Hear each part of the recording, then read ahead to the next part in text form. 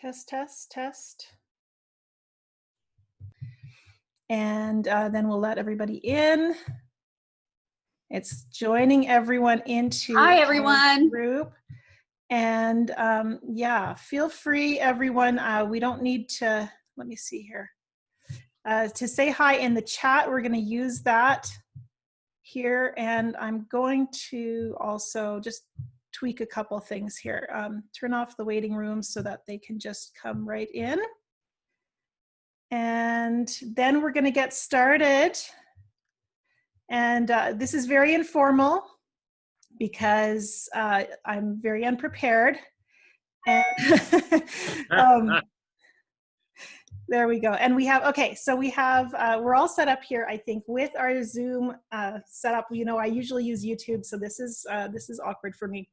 But I think we can make it work. I want to welcome everyone from the Fearless Artists community today to our surprise guest interview, which we were teasing you about for the last week or two.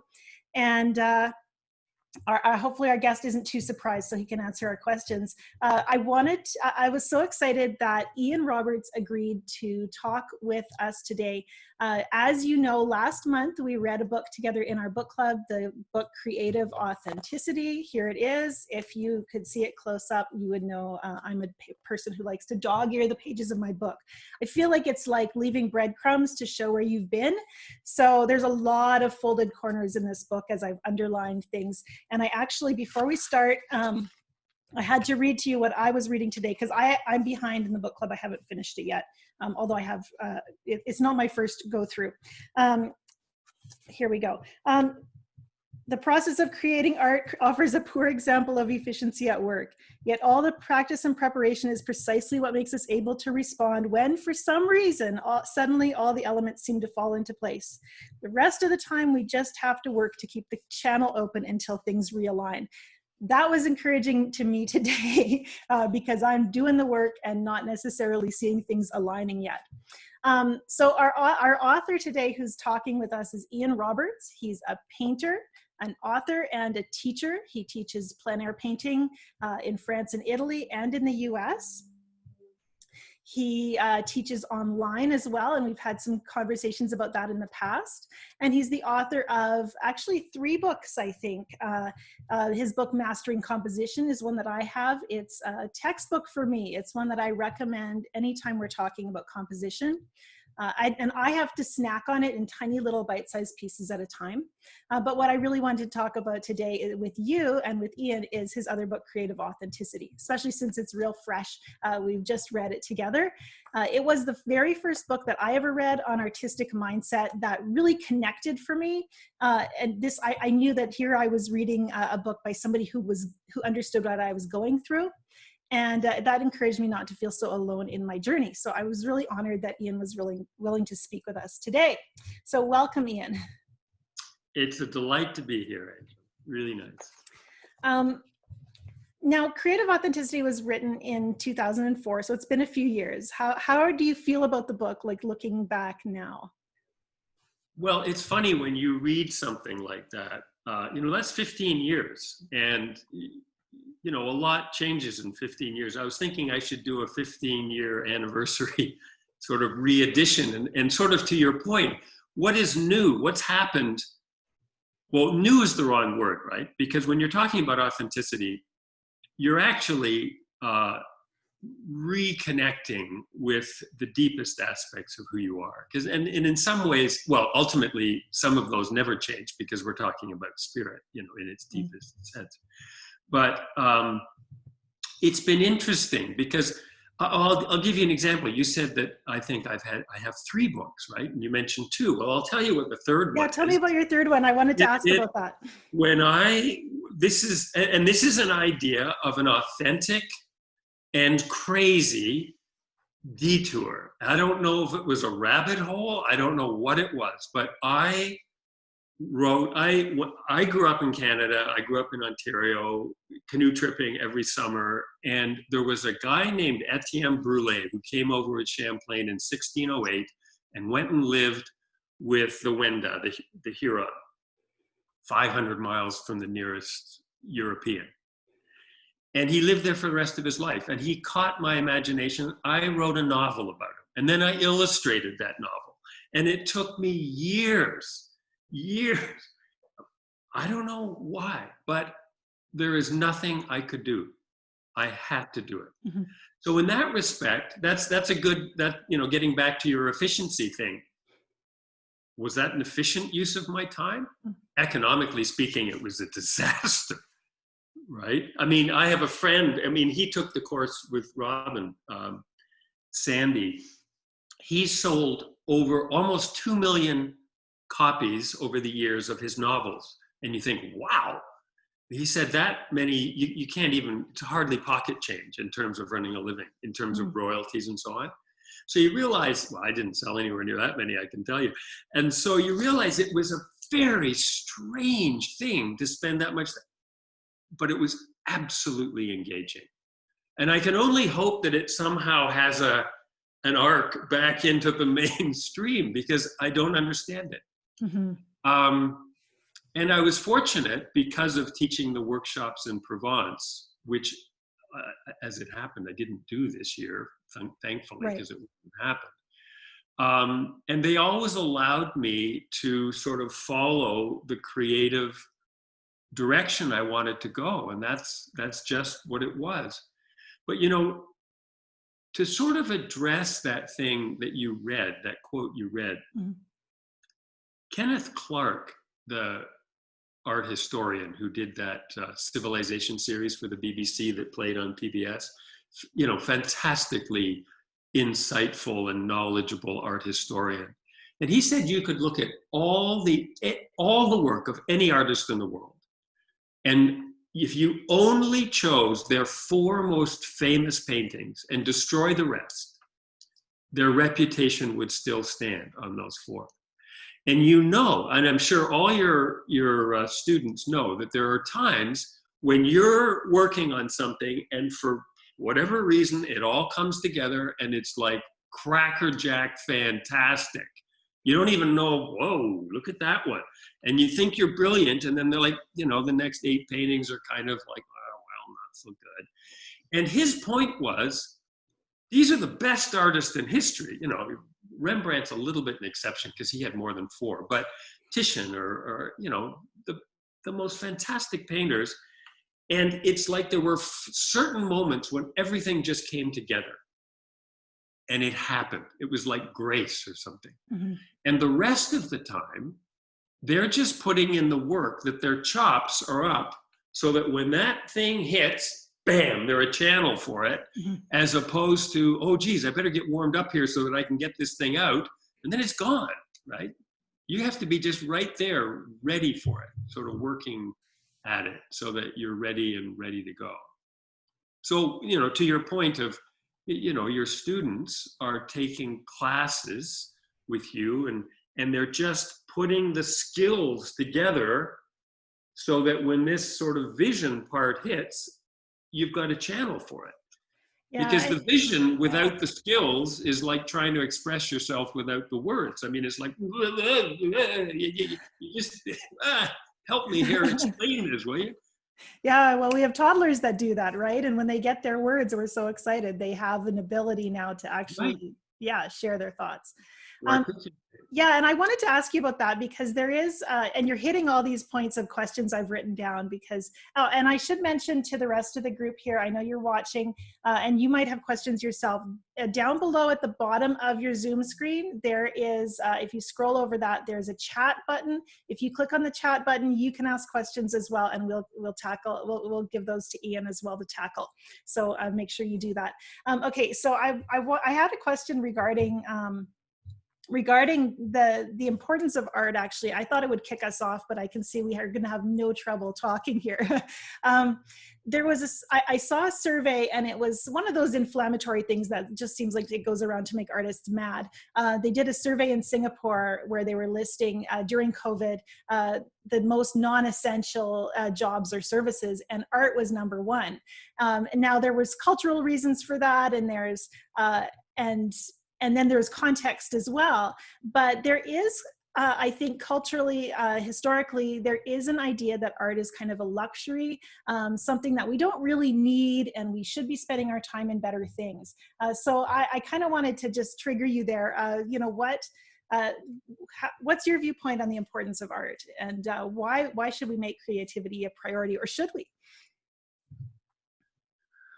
Well, I mean, I think it gets back to that thing of the human spirit and what it does. I mean, if you look at any culture historically, how do we judge it? We judge it by its art because it's the only thing we have left, mm-hmm. right? The word artifact comes from the same root as art. So we have the artifacts in museums, and we judge or critique or admire a culture in the past, whether it's 500 years ago or 20,000 years ago, by the quality of its art, because it's the only thing we can really judge it by. Mm. And there's a refinement to it, or not. I mean, some art forms are not.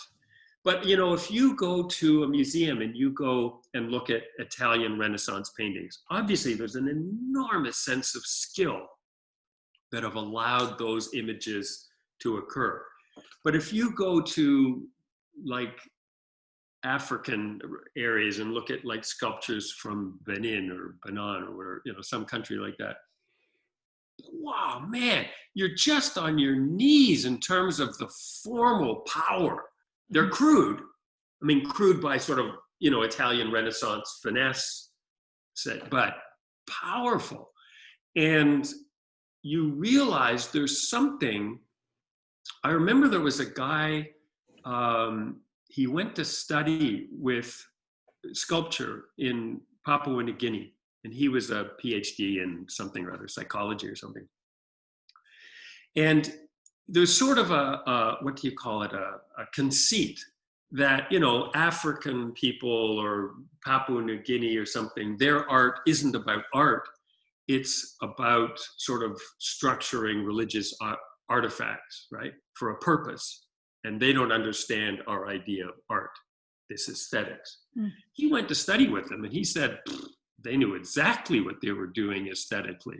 It was in their bones. And they knew exactly which ones they were creating for tourists and which the ones they were creating for their own services. It was very, very knowledgeable in terms of aesthetics. And I'm sort of deviating here a little bit, but there's a wonderful line by the poet, the late poet Mary Oliver, where she says, "Attention is the beginning of devotion." And I think in some ways to this COVID article about art isn't really necessary. I think there's two parts to it. One, you know, if we were living in a refugee camp on the edge, you know, in Turkey with 200,000 people and we didn't have enough food to eat, well, okay, I grant you, art might be low on our list because there's other things that are fundamentally more important at certain points. But once we have those, it's like that Abraham Maslow's self-actualization. Once we have food and shelter and those things that are, you know, we consider to be fundamental, to release our attention, to sort of look around for a minute, I think art becomes immediately essential. And to our well-being, you know, to our connection to self, to our connection to spirit or God or whatever. And so when Mary Oliver is talking about attention is the beginning of devotion, she's not talking about a religious sentiment. She's talking about an appreciation of our existence. And that, in many respects, is what the history of art is showing us, the history of appreciation of our existence. Sure, it passes through the cultural filter of Italian Renaissance or, you know, 18th century France or 20th century Paris, or, you know, passes through a filter. They're not all the same, but it is definitely giving homage to the glory of being here. I think that's what art is doing. Well, and that's why we see art in even the poorest civilizations. The people had nothing were finding art in caves, and we're finding it, you know, scratched into the dirt, really. Well, To your point, I mean, those paintings in Chauvet, the ones in France, Mhm. holy smoke. And those are like 25,000, 30,000 years old. Wow. If you could strip those things off the wall, there's one in particular of this cougar that's just sort of drawn and redrawn, and put it on a wall, scale, size as, like, I don't know, 10 feet by 12 feet, and put it on a wall in New York, there isn't anybody that wouldn't just be like, wow, as if that was something that had been created this year for somebody's show. Just astonishingly modern, whatever that would mean in that context. We have I think that idea that art surpasses the test of time, really. We talk, you talk in your book about avoidance. Can we go there? You mentioned, I like this line, going into the studio is psychologically messy. And I really like that, because I think for me as an artist, there's a real sense of facing your demons, your inner critic, and all of the unspoken things. We'd never say them a lot of the time. And it wasn't until I started teaching that I started actually facing some of those things. So let's talk about that. It brings to mind, I mean, I hope this feels relevant in the whole thing, but I remember it makes me think of a moment in that movie, had Robin Williams in it, and his wife was a painter, Where Dreams Come or something like that. And they had 2 kids, and they're all, I don't know, they're all dead or in heaven or someplace, I can't remember. But there's this very beautiful woman who is portraying, it's complicated, but the point was, the father makes one point to a 6-year-old girl, and for the rest of her life, she's trying to manufacture that image of what he said about this person and be that person, right? Just the point being, when you're young, you are incredibly sensitive to what people are saying. And if somebody says to you, well, that doesn't look like a tree, or that's the funniest looking cow I've ever seen in my life, it has devastating effects, I think. And so when you're an adult, those haven't gone. And so when you go into the studio, there is a fairly high degree of fear. And it doesn't ever go away, I would say. I mean, I still have it. I've been coming into the studio now for 45 odd years. So you'd think, like, at a certain point, you realize that is an unnecessary emotion, Ian. I think you could just put that aside. I can't. It's still there. I'm still afraid certain things are not going to happen. But there's a much, much deeper, stronger desire that wants to express itself. I mean, when you actually look, if your students were just to think for a minute, like, why do I want to paint? Why do I want to do this thing? Because it's not easy. It's like saying, I want to learn to play piano. Well, it's like, okay, you're carving off a whack of trouble here. This is hard to do it well. And nobody wants to take up piano or painting to do it badly, obviously. And you could say, well, no, I'm going to Chapters or Barnes and Noble, and I'm going to buy an adult coloring book, because that's way easier. Mm-hmm. And by the second day, you're realizing, this is ridiculous. This isn't doing anything for me. This is not feeding this important impulse to want to express myself. And so for whatever reason, you've chosen it to be painting. You can't understand why, just like I couldn't understand why I did that novel. You don't understand why. It's frustrating sometimes. It needs a lot of pieces, skills built together to work in coherence with one another. It's not an easy thing to do. But when things start happening, it's incredibly fulfilling. So it overrides, or can override, the fear. But the dance of avoidance is what you go through every time you decide, I want to do something artistically. And some of it can be just like, that's not such a good idea.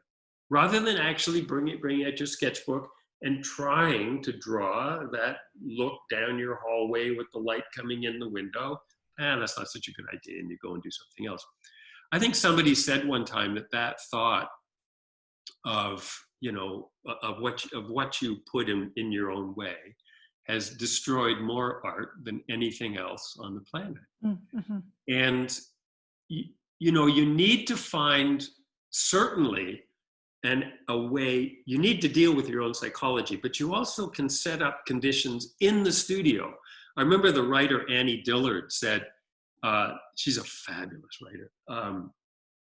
She would say that when she's on a roll and it's getting towards the end of the day, she would always leave it mid-sentence, so that it wasn't like she finished the whole idea and had to come in the next day to like the next paragraph or the next chapter. She just had to kind of come in at some place she already knew where she was going. And so, you can sort of build arenas so that it's easier to come back in, but it doesn't go away. And, you just hear about artists or writers that just sharpen every pencil in the house before they can start writing. And, you got to clean your brushes one more time and all these different things, these rituals. Mm-hmm. But I have these rituals. I just go through them faster now, partly because I realize they're so useless. It's like, God almighty, but they don't go away. Yeah, I feel like for me. Yeah, for me, I feel like there's a lot of other, we, as a mom, then we have excuses as well that, I don't know how many women have a cleaner house because they're avoiding painting, and it feels noble. It feels, like like the more noble thing to do because, but it's actually just avoidance. And but who can argue? Who can argue with taking care of your family isn't noble and great? You can't. Yeah, exactly. It's a great excuse. Yeah, so you have that escape, and yet I did learn, when my kids were babies and I painted while they were napping, and I didn't do work then. I was like, this is my time. And they napped. They're still napping and they're teenagers. They just don't know they're allowed to get up yet. Different issue. But yeah, I feel like I do have a stack of paintings that are half finished. And boy, when I feel dry, that's, why not go dab around on that rather than try to stare at that blank page, for sure. Yeah. Something I've realized as well is that ideas are free. Like you talk about, how we don't even try these ideas. And I think we do get over time that realization that it doesn't cost me anything to try it, short of that piece of paper or that small piece of time. And over a career or painting experience that spans decades, that small investment of time doesn't feel like such a cost. I know when I was first painting, every painting session felt really costly because it took so much out of me as I was learning. Well, it's interesting you say that, and I don't really want to go into this course that I'm teaching too much, but it sort of is, well, I mean, the other book of mine is Mastering Composition, and my point about composition, it sort of addresses exactly that point, that if you just put the paper up, or I guess in your case down, and just think, okay, I'm going to see what happens here. Halfway through, it's like, oh my God, I hadn't thought about that, and I don't know how to solve this. And in watercolor in particular, it's like, oh my God, I can't do anything about that.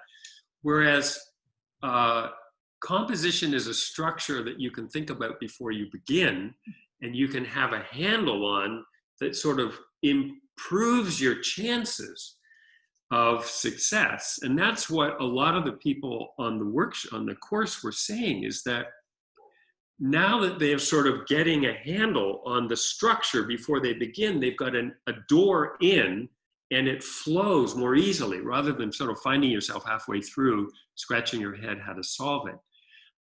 So that's another thing. I mean, the idea that you could draw the image, and you could draw the image to the point that you realize where everything's sitting in space, where you want, what's the emphasis, and all those different things. It's a fairly low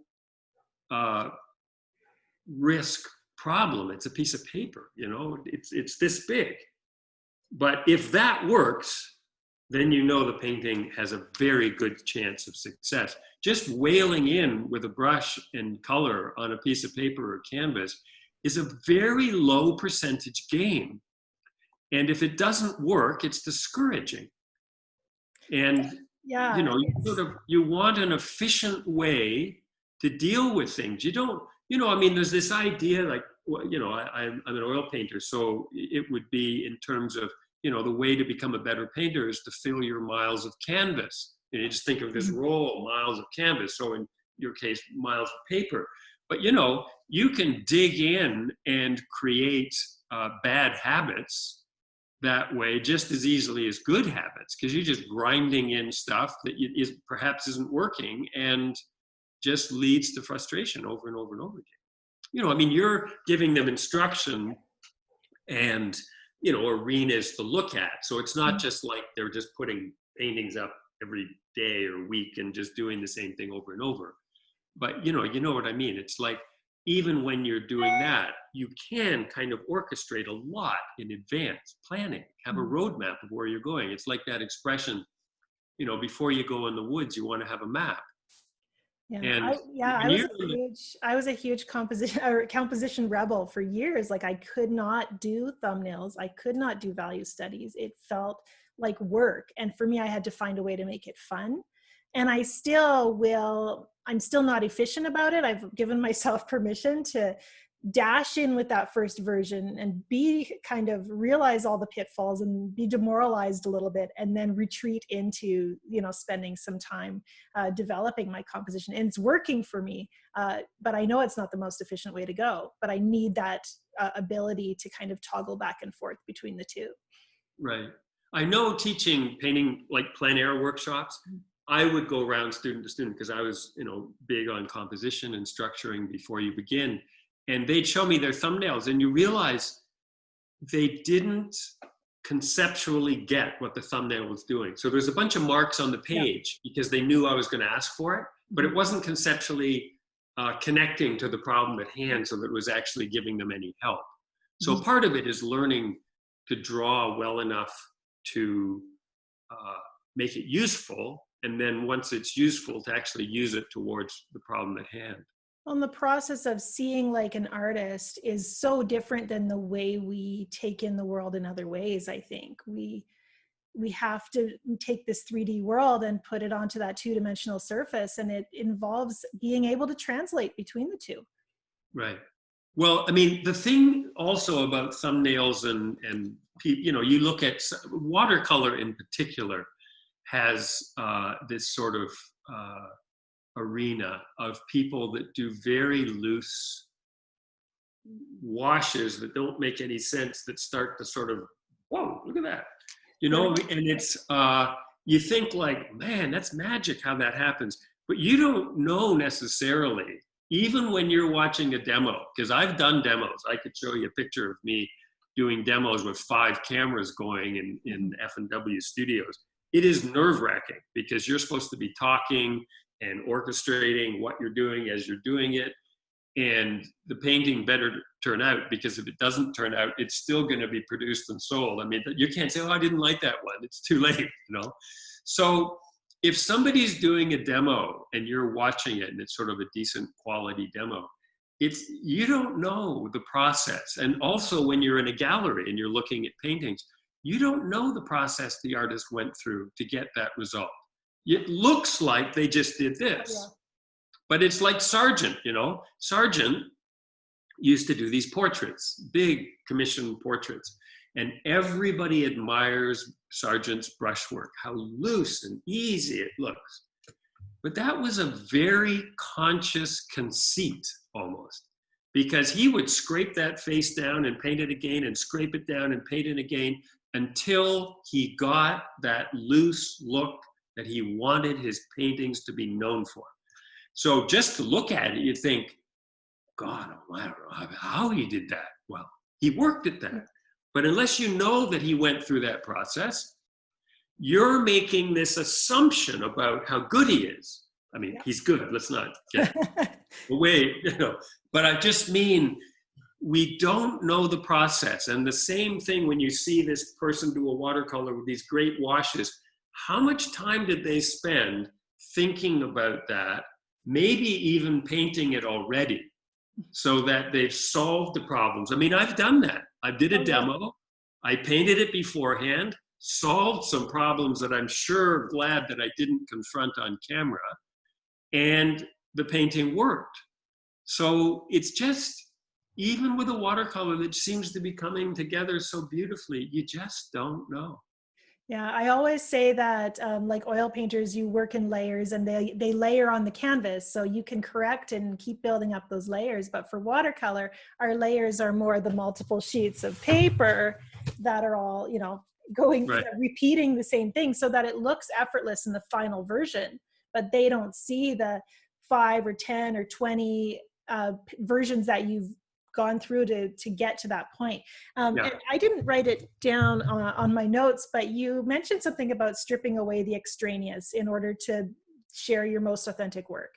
And that really connected for me as a watercolor artist who wants to be loose. It means letting go of a lot of detail and preconceptions and ideas about what should be in the painting. Well, one of the things this drawing course that I'm in the process of teaching, you know, the drawings are only like this big, and they're from photographs, right? And photographs have a ton of information. So you have to get rid of a ton of detail. You have to figure out, what are the big masses? What are those big masses doing in space? And making sure that the viewer understands it. Because the viewer is dumb. And I don't mean the viewer's dumb. What I'm really saying is you need to be super clear. It's like writing a sentence, and halfway through the sentence you say he rather than they.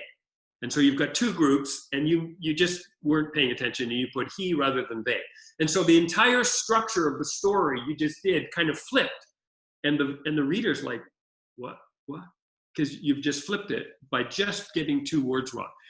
And so when you're carving depth on a picture plane, if you don't get that overlap doing that right there, but you leave it here, we don't know what's in front of what.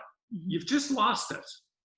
And so in a way, it's almost like taking a writing course where they say, look, just write clear, short sentences. Get rid of the adjectives, get rid of the adverbs. Clear, short sentences. And then the viewer understands. And there's certain places we can put detail, right, where an edge meets another edge, such that we see a light come through against the dark that says, bingo, that tells us there's tall grass in that whole mass. I don't have to put tall grass everywhere to tell there's tall grass there, because those few things against the dark tell me tall grass, let's say. So there's all kinds of hints and clues you can give the viewer. Sorry, my thing's jiggling like crazy. Hints and clues you can give the viewer that isn't detail. And unless you strip the detail away, and this is again what composition does. Composition gives you the structure, so that the main thing is how our eye is moving into the picture plane. And once you have that structure, you can pull out a ton of detail, and the structure carries it. Yeah, I love that we're talking about this, because I was going to, you know, there is I guess often we perceive that there's a tension between having skill and technique and then being authentic. And, you know, we want to grow our skill because it allows us to be able to be more intentional about our expression and what we show in our work. That, you know, that's how they work together. And I love that, because then we get to address a whole spectrum of different styles of artists. Well, you know, there's a writer named Richard Rousseau, a novelist, and he wrote a book about, essays about things. But he said that hunger always outstrips ability. Now, this is a really interesting idea. I mean, if you look at a child learning to walk, trying to learn how to walk, you're looking at hunger completely outstripping ability, right? So it's not like, oh, we're an adult and we're frustrated. It's our nature as human beings. Our hunger for what we want to express is greater than our ability. Whenever you start a painting, right, you have an idea and it's like, oh, I'm real excited. And oh, that didn't work. Oh, no. And the finished product is never as good as the vision, except maybe the 4 times in your life that Kenneth Clark is talking about. But otherwise, you know, it's never as good. But the thing is, if you structure it well enough at the beginning and don't sort of leave things to chance, and it still kind of slips 20, 25%, it's still good enough to say, okay, that worked. And you realize that, of course, you're not very often going to be completely happy with your work, because there is that slippage from vision to the actuality. But, you know, you also have this thing of skills and vision, right? The vision, well, the vision is just there. And we need to have the skills to match our vision. Mm-hmm. And, you know, you could go to Florence and study at the Florence Academy and learn, study figure drawing, and they don't even let you see a figure for 7 years. You're drawing plaster casts. By the time you finish that program, you draw pretty well, but you're probably like, your spirit's dead, right? Everything that you want has been sort of beaten out of you so that there's nothing left. So obviously that, for most people, would not be the path to take.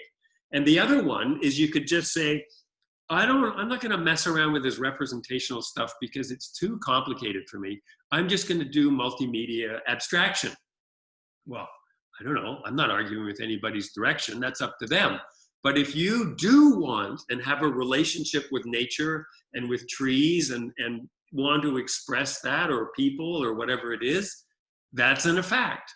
And that fact, you can't, well, I mean, you can ignore it, but that's a different issue. But that requires a certain basket of skills. Mm-hmm. And that vision of, I want to express nature, is not going to work unless you've got a basket of skills to kind of match it. And they need to kind of play off one another. Because if you just dig into skills and are afraid to give expression to your whatever, your vision, then that's going to be one problem. And if you give expression to your vision, don't learn the skills, that's clearly going to be another problem. And the two of them need to work together. Yeah, they have to learn to talk to each other. That's a challenge. Yeah. Yeah. Yeah. Very much. Yeah. It's like the devil or the angel sitting on your shoulder in the cartoons. Yeah, except they're both good. We just have to learn how to listen to them both. Yeah. Well, I mean, okay, the devil and the angel gives a sense of one's good and one's bad. Yeah, no, and it's not that. Neither of these are good or bad. It's just they need an interplay. They both need to have expression. Otherwise, well, actually, in the end, otherwise there isn't anything happening. They're the 2 feet, right? That you walk with. Yeah. And you take one away, it's a very uncomfortable hike. Absolutely. I wanted to ask you about, because we've talked a little bit about composition, and we often, I think, as artists talk about creating with the mindset of what someone's going to see. But there's also an aspect of being very personal and private when we're making art. We're alone in the studio. We want to make, as a new artist, I always thought that I was mostly just making art that was good enough to show people. But you used a phrase that in creating art, I'm showing myself to myself. And I like that because it kind of gave us an origin of something that's much more personal and private. Well, the first thing that comes to my mind when you say that is if you take a magazine, I mean, I'm not sure, I've never looked at Watercolor magazine, but I probably wouldn't be that different. But a magazine that is sort of geared more to collectors is like a magazine like Southwest Art. Mm-hmm. So if you get a copy of Southwest Art and you look through that, and you sort of just picture who these paintings are for, they're market-driven paintings. Mm-hmm. There's florals and there's a guy on a horse in the painted desert in Arizona. There's always people, like single guys on horses in painted desert Arizona. is like endless number of those. And it's just, there's certain sort of themes that catch. Like somebody started doing some paintings of chefs, and before you know it, there's like, I don't know, 8 people doing paintings of chefs, right? I mean, it's a great subject matter, but it's market driven. At a certain point, it's market driven. They feel market driven. They feel like they're being painted for something. And when you see a painting that is an inner exploration of something that you want to say and you get it, that's painting expressing something for yourself, but when it does, it's universal. And we feel it, and it's real. And that's, in a way, in a nutshell of what authenticity is. It's doing work that reflects the spirit that wants to experience itself. You know, there's a line in the Bhagavad Gita. The Bhagavad Gita is that famous book of Vedic sort of the Hindu religion. It's a fascinating book, actually. But the most amazing line for that is the self unfolds itself to itself, by itself, for itself. Now, if you think about that, you realize, well, that's what we're trying to do when we make art. We are trying to understand something about ourselves. And if you say, well, everybody's painting florals right now, so maybe I should paint florals, you've missed, you've just short-circuited the whole piece of what that's about. It's not to say there's anything wrong with doing florals. You could say, I'm jiggling my camera again, sorry. It's like, my wife is a painter, and she plants things in these gardens at the back, and she paints them. That's what she does. She paints florals. And sometimes she paints paintings that are, well, I can show them to you right there. You see how big they are? Yeah. She just stands in front of a wall of flowers and says, I'm going to dig my way out of this sucker. And it's very abstract and complex, but that's what she wants to do. Now, I would not say those were market-driven florals. I just thought of it now when we're talking about florals. I wasn't thinking that my wife is doing it. But it's an example of an authentic relationship of growing the garden, planting the garden, growing the garden in order to do paintings of the garden. So to my mind, that's an authentic search of something. I mean, she's wondering why she does it. She has no clue why she's doing it. But she's questioning it, but it doesn't stop the process. So I mean, maybe that answers what you were. Yeah, no, I think I definitely agree. I see a difference between, and I know this because it was me. I mean, I was painting for people. What are people in Dawson Creek going to buy? And I was painting local berries, and I like berries. I paint them now, but but my motivation has changed. I want to paint for myself first. Does this ring true for me? And so, yeah, do I get to that place of whatever it was that I felt when I was first spurred to paint this? And yeah, it is personal, and it is scary sometimes to share work that has been painted in those personal pursuits. Well, there's the other issue, and you're saying, I was getting commissions or you knew people wanted to buy berries, and so you mean berries like blueberries? Yeah. Oh, okay.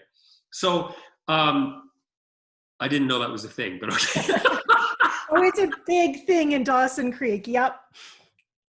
So here's the thing that I'm thinking is that, there's a different factor that if you could, it's a little bit like illustration in a way. And if you're painting to either a commission or a magazine's editor's request or to a market, in some ways it's a little bit more like illustration. And there's nothing wrong with being an illustrator, right? That's just the job. It make you happy, and it's way better than selling shoes at Kresge's and whatever. I mean, if that's what you want to do, that's what you want to do. And obviously there's room for enormous creativity within the field of being an illustrator, because, you know, some are legendary. I mean, you look at like N.C. Wyeth or something, right? You know, if you go to the Brandywine Museum and you look at N.C. Wyeth's oil paintings, which are like, you know, 36 or 40 inches high, with this gorgeous quality of oil paint. These are just illustrations. I'll bet a lot of that subtlety of value was completely lost in the reproduction. And he knew it would be lost in the reproduction, but he didn't care, because he just loved to put that, you know, subtle relationships of color that he knew the printing process would never pick up. So that's kind of like sorry. You're doing the work for the work's sake. Yeah, and it says it's not just an illustration at that point, right? At that point, he's in it to the point. So, you know, we're blurring the line between art and illustration, and obviously there is. I mean, let's take an altarpiece in 1550, done for a church or done for a wealthy family, and they want to make sure their patron saint is in it, and the husband and wife want to be in it, and Jesus and Mary and Joseph and blah, blah, blah. And it's got to be, you know, 6 feet wide to fit in this altar place, and 8 feet high. And we'd like that by next Thursday, please, or, you know, whatever. I mean, that's an illustration. We take these as the greatest works of art sort of in the Western tradition. They're illustrations. So, you know, it's kind of a weaving of ideas. I mean, are those market-driven paintings? They sure are. Because the market dictated exactly what they were, and nobody back in those days, or very seldom, were just painting paintings because they wanted to paint a painting or something. They were usually all commissioned. So we're really always dancing on this edge, and I think I don't think it has to go away. We, you know, I don't. There are artists who, you know, would say, "Oh, I can't be commercially driven at all," and I don't agree with that. I mean, we have to live, and then I have my husband who spends thousands of dollars on his art because he builds old cars, and he's never going to make money off of it. He's never going to get what he put into it, but it's his art, it's his self-expression. So yeah, there's great freedom in knowing that, you know, we are going to have that tension, and we get to have that tension and figure out where we fit on it. Well, I mean, it's interesting you say that about your husband, because, you know, that's the thing that he's chosen to do. You know, there's certain parameters around it. You know, if he's bought this model, he can't turn it into this model. It just is what it is, and it follows its own chain of events out to the completion. But, you know, that's a lot of time and money on something that, as you say, doesn't really have a return. Mm-hmm. But what drives him to do it? I mean, it's inexplicable. Yeah. Just as our desire to paint is inexplicable. I mean, it's no more or less inexplicable. Yeah. But it's important. Yeah. Yeah. You know, he spent 3 months sanding the stupid thing so he could paint it. And he complained every day. And yet this is his thing, and he doesn't even want to drive them. So yeah, we get to do the work, and we get to complain about it too if we want to. But, you know, well, and you think of the skill set that he has to learn. Oh yeah. In order to do it. You know, it's not like I could say, okay, I'm going to do used cars now, and I'm going to fix them up and turn them into bright, shiny sort of classic pieces. It'd be a hopeless mess. I wouldn't have a clue. Yeah. And what were all the pieces that added up to finally, you know, I don't know. I mean, the human spirit, one of the chapters in Creative Authenticity is that you're more than creative enough. And that idea that you're not creative, or maybe I'm not very creative, I mean, just to give an idea, we have this brain that is sort of gives us perception, and we have 5 senses that channel a bunch of information into our brain. It's got nothing to do with reality. Reality is a big, wide soup of energy patterns, and our 5 senses just compress them into 5 little channels that are particularly useful for us to stay alive and not die at every time we do something, right? I mean, you could imagine the vision being over here, and we'd bump into brick walls because we're noticing something that is actually not of any use to us, but we're paying attention to the things that are absolutely useful to us. And that's what our five senses are doing. But it's not reality, but we have now manufactured that as reality, and we grip it pretty tight. And so if you look at, just as an example, the back of our eyeball is a two-dimensional plane. So that means that we're not seeing in three dimensions. The seeing in three dimensions is a construct of your brain, because the information coming from the optic nerve is giving us binary information about a two-dimensional plane that we've now manufactured here as three dimensions. So you realize there's a lot of extraordinary things going on, creative, like magnificent things going on in our brain every second that we're alive. And even all that dance of avoidance, even that is this magnificent sort of creation out of nothing that's stopping us from the same thing that wants to push us forward to create something. We've just got this enormous soup of creativity that is us. We're just bubbling with it. Even when we think we're just criticizing our own work, it's a pretty astonishingly creative task even to be able to do that. I mean, where'd that even come from? So the idea that we're not creative enough is it's just not the case. We may lack skill. That you can measure fairly clearly. And that just means sort of deliberate practice, not, that idea of 10,000 hours. It's not any old 10,000 hours. It's 10,000 hours doing the thing you don't really want to do, but you have to get better at it.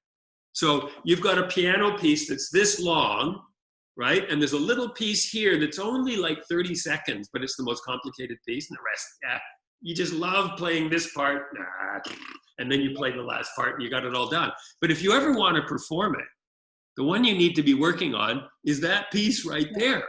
That's deliberate practice. Mm-hmm. So you come in, you do a couple of washes on a piece of paper to get warmed up. You do some little drawing or something, and then you go and what do you practice? Whatever it is, perspective, let's say. You realize, I want to do these barns. I want to do landscapes, and I live in Wisconsin. I'm saying. And dang, there's barns everywhere. And barns have perspective. But I hate drawing perspective. There's a woman I remember talking about that. She said, I've bought 5 books on perspective. That's someone who is literally not doing the deliberate practice. They know they need to, but there are certain pieces right there, perspective, say, or color intensity, or some aspect of drawing. That's deliberate practice. That's how you get better. Yeah. This is that's actually a great lead into telling us what you're up to these days as we get towards the end here. We have a comment as well from Joanne who says, the wonderful thing is that joy can be one part of the return on creative investment. And we're investing creatively into our watercolor journey, into making art.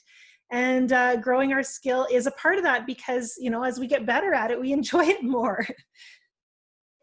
Yeah. I mean, the word joy is a good one, or enthusiasm and joy. Sometimes it's just flat out exhilarating, right? Oh yeah. And you get the other side of that too. But we do get those things where things just come together and it's exhilarating, and you realize why you're doing it, and it all sort of paying off. So to what I'm doing is I taught plein air workshops for 25 years, and 25 years in France. Every year I'd go. It was a fantastic gig and fun and wonderful, and we had 10 days of painting. But what I realize about teaching workshops is that you can only assimilate so much knowledge at once. And on a workshop, you're there every day, painting all day. And I might make certain comments about this thing and that thing and the next thing. But once you're sort of thinking about that, if I come back the next day and talk about something else, say color temperature or something, it's like, whoa, geez, okay. And you sort of jam that on. But you can't assimilate this one in 24 hours. and then to get another major concept and assimilate that in 24 hours. And so you pretty much hit a point of oversaturation. You hear it intellectually, but you can't assimilate it. And so I decided that the most effective thing to do was to work with drawing, because drawing, like you were saying about like painting, drawing, it's very low stakes. You got a little piece of paper, you got a pencil. If it doesn't work, throw it away. And you work deliberately towards building up strong compositions, and the drawing practice. These are all drawings back here that are sort of from the course, I suppose, that are working with the idea of developing masses that sit in space, that carve depth. That is the foundation of Western representational painting. And working with that so it's happening in pencil, getting that sense so that it's a tool that you can use to develop your paintings before you begin, and then start integrating that practice into your painting practice. So I've been doing that, and it's like there's a lesson each week. And my thought was, you've got a week of practice a little bit every day to assimilate that idea. Mm-hmm. And there are just, 4 or 5 really specific ones, and then you assimilate them as you go. Well, I don't know. I'll let Robin say whether it works, but Robin's been with you, I think, all spring. I've been seeing great paintings. Oh, Robin, I'm trying to unmute you so you can give your testimony. I'm here, yeah. Yeah, Robin's been taking that course all spring, and I've loved seeing the work she's posting on her Facebook page. Well, I sort of put you on the spot, because what are you supposed to say now? If you don't say something good, I'll come and kill you.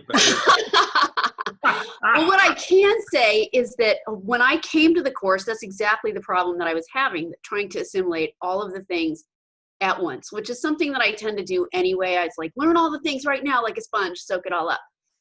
And what I loved about the course is the very deliberate, we're going to work on this thing.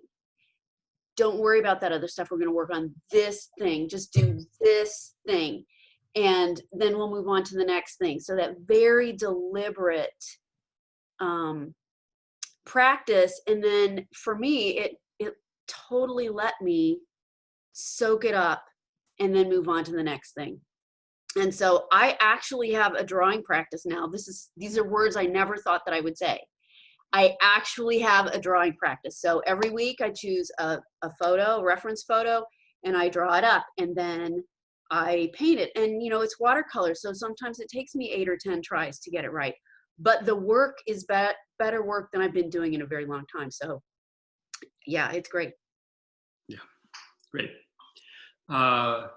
Anyway, so I taught the course that Robin was on in May to the beginning of June, and then I've started another one now. I've got another group that I'm working on. And then this course, I will at one point sort of structure it so it kind of takes care of itself a little bit more, so I'm not kind of talking to every single student about every single drawing we're doing. Because the thing is, it's really interesting is, you give an exercise, and you can look at, well, as it's 60 students, right, in groups of 20. So there's 3 Zoom calls on the weekend. But you can look at all 60 students, and you can pretty much put all the comments into 3 camps, say, or 4 camps. It's common. It's not like there's 60 different problems. There's really only like 3-4 problems this week. And next week, there's like 3-4 problems. And there might be a couple of outliers, but for the most part, all the different steps that people are taking are pretty common. I mean, you must find the same thing, right? I think so. I think we're much more predictable, I think, in our struggles and in our development than we think we are. So often we think we're alone in our problems. So it really has, I think that's something that's so beneficial. And I really agree with you that the shortfall of a workshop, the shortcoming is that compressed time to try to absorb all this information. So that's one great aspect of online learning. We get to stretch out that time period without the enormous cost of a 6-month workshop. Well, or a workshop, to come to France was $5,000, with the airfare and everything. Like, it was a lot of money. And I don't know. I mean, it wasn't that it wasn't well spent, but it still was that much money. And the other thing, you know, unfortunately, in 101 ways or 1,001 ways, the COVID thing had a lot of people sitting at home with a lot of time. You know, they had more time than usual. So that part of it, and it's still, you know, still the case, really. Mm-hmm. Yeah. Yeah. So, you know, there's a couple of students of yours there asking about, you know, the drawing course, and I could just send you information. I'm not sure when it's going to happen. Yeah, do that. Actually, if you want to send Robin information and links so that they can, find out about information on when the next course starts and get in on that, we'll make sure it's posted in the community. Well, and you know, the other thing is, you are online on your website as well, ianroberts.com. Well, I was going to say that every Tuesday, I do a short 5-minute video on composition, on compositional structure, and different things to think about in terms of composition. And they're just 5 minutes. They're free. So if you're interested, if any of your students are interested in going to have a look at that, you can go, well, there's a couple of things you can do. You can go to my website, ianroberts.com. A little button in the top right-hand corner that says, I don't know, number 1 thing of composition or something. And you put in your email address, you click on that, and you'll start getting the emails every week. You'll see a video and you can watch that, but then you'll start getting the videos every week. Or you can just go to YouTube and look up Ian Roberts Laboratory of the Painting Process, which that name might change at some point, but I think that's it. And then I think you'll just see them. And there's, I don't know, 30 or 40 of them now. Yeah, I see there's a few of our students who are already following your tutorials. Oh yeah, look at that. Yeah. Excellent. Yeah, awesome. Yeah. Listen, I really enjoyed this, Angela. This is great. It was fun. It was great. It's great talking with you. Good. Well, no, it's been really good having you here. It's such a treat for me. I was thinking as I was looking through the book again and thinking about questions to ask you that I would have never thought when I bought this book. And usually I write the dates of when I purchase books, and I didn't. So I'm going to have to look at my Amazon purchase history. But you know, I would never have thought that I'd actually get to speak to you about it, and the content. It was so encouraging for me when I first read it, and you know, a lot of that really helped me as I sought to evolve and develop my own style. To have the freedom to do that, we need that, and so to be a voice that's encouraging artists and allowing us to trust ourselves and to trust that we do have that we are creative enough. That's really powerful. So thank you so much. Yeah, it was great fun, and thank you. Thank you, everyone. Again, if you want to learn more about Ian and his classes and the different things he teaches, and maybe even go on one of those amazing workshops overseas, you know, when all this, when travel happens again, you can look him up online at ianroberts.com. I've also linked up his books, and we'll be posting in the community as well more info if you're interested in that drawing course. I know I'm thinking about it pretty hard. Always my aversion to the pencil is probably something that I should try to overcome, as much as I love my paintbrush. So thank you, Ian. Thank you, everyone. Bye for now. We'll see you again sometime soon. Okay, bye. Thank you so much.